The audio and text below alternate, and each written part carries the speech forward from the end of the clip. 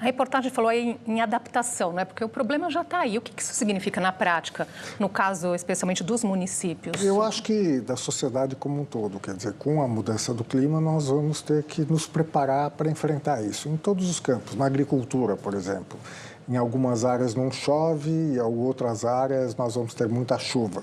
Só para mostrar que não é só na infraestrutura. Na infraestrutura, particularmente, porque nós vamos assistir, como nós já estamos assistindo, esses desastres naturais. E, infelizmente, o país não está preparado para isso. Quer dizer, eu acho muito importante colocar os municípios nessa agenda, mas aonde nós devemos colocar os municípios é na discussão do plano diretor. Quer dizer, eu estou expandindo a cidade para uma determinada área. O que pode acontecer com essa área? E o que os cientistas já estão demonstrando, os modelos dos cientistas, eles são, na minha opinião, precisos de maneira suficiente para a gente fazer o que tem que ser feito. Acho que não caiu a ficha ainda dos governantes brasileiros, e não só dos governantes, eu acho que o empresariado também tem que compreender que isso vai afetar... É incrível, né? Você dizer, não caiu a ficha ainda com tudo que a gente vem assistindo há tempos e cada vez mais com uma frequência maior, né? Não, exatamente. E o fato é o seguinte, quer dizer, a tendência é um agravamento da mudança do clima. Quer dizer, nós estamos ainda trabalhando em cenários, nós vamos falar mais tarde do Acordo de Paris, que admite o aumento da temperatura até o fim do século 1,5 graus Celsius, mas o fato é que nós estamos caminhando para 2,5, 3 graus Celsius, que é um verdadeiro caos. Então, eu acho importante o que está acontecendo, mas eu devo dizer que é mais do mesmo, eu não acho que é suficiente. Não, o Fábio tem razão. Eu só vou pegar uma lupa, talvez, para algumas questões que podem ser positivas.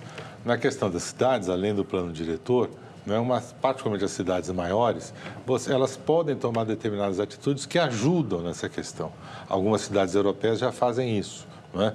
É inexorável que você tenha no transporte público transportes menos poluentes, então você incentive, você tire o diesel, o motor a combustão do transporte público, isso é investimento, no caso do Brasil, são investimentos de municípios e do governo do estado e o governo federal dando subsídios para isso, inclusive financiamento, regras no sentido da ocupação dos centros e da ida aos centros, incentivando que cada vez mais as pessoas usem menos o carro. Não é? Então, por exemplo, Paris tem regras assim de, se você deixa o seu carro no estacionamento público, quanto mais tempo ele fica lá, você paga menos. Não é? Porque você implica que você está usando menos. Então, tem uma série de ações que os municípios podem tomar e ajudar nesse sentido. Mas não tenha dúvida, a questão climática, ela só andará se todas as partes olharem isso com seriedade e saber que nós já estamos muito atrasados nisso aí. E qual a importância da participação da sociedade na criação de políticas públicas? Não é que é importante que as pessoas se deem conta desse chamado, né, dessas conferências? Eu acho que não tem, hoje, no mundo contemporâneo, em democracia, você não tem política pública sem a participação da sociedade. A participação da sociedade na formulação da política pública, mas o que eu acho que é o grande desafio no mundo é a implementação. Quer dizer, hoje, na questão climática, não é falta de legislação.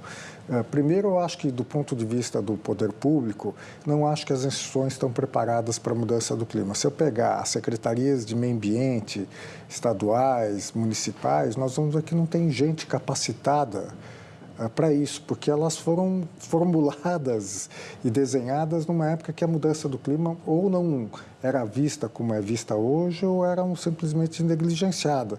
Então, acho que tem que ter um esforço brutal da sociedade e, para isso, na minha opinião, tem que ter a pressão da sociedade. Se a sociedade não pressionar, nós vamos continuar com mais do mesmo. Então, eu acho que isso, infelizmente, não é só no Brasil, isso é no mundo, mas particularmente no Brasil. Temos cada vez menos tempo, né? Não, nós estamos já vivendo, nós somos a primeira geração que já vive a mudança do clima.